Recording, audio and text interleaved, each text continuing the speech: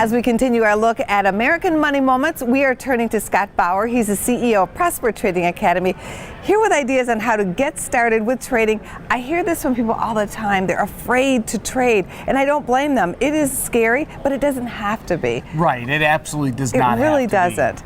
And especially when you get into the option space, people that don't really understand how to utilize options don't understand that number one, options provide leverage, but they're actually were created and can be traded as a risk hedge, not to increase risk, but actually to reduce risk. So once people understand that, Angie, then maybe they have a different outlook and a different perspective on, okay, it's not too dangerous, it's not too volatile of a time. Volatility is wonderful. Volatility in the marketplace actually creates opportunity and can be some of the best times for people to enter into the marketplace, especially to trade options. You had to learn how to trade. No question about it. I learned on the fly. On the fly, and you were able to successfully do it. So what would be some easy first steps that people can take just to tiptoe in? Sure. Well, first off, it's a lot different now than when I began back in 1991. You can just Google on the internet pretty much anything you want to find out about option terminology and option theory and option strategy.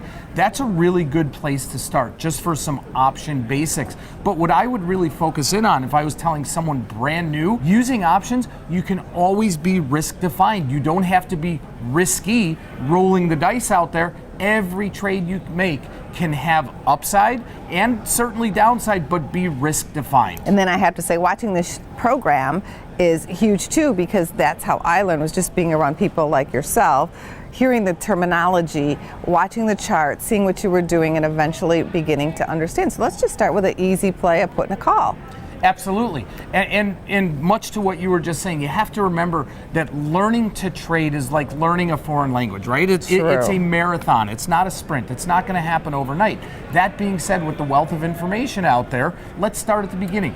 A call option gives the holder, gives the buyer the right to buy stock in a certain stock, certain equity, or an index at a certain time in the future at a certain price. Now, you would want to do this because you would think the market or a particular stock is going up. So you want to buy low, so if it goes up in the future, you still have that right to buy it at the lower price. Exactly, and that's a call option.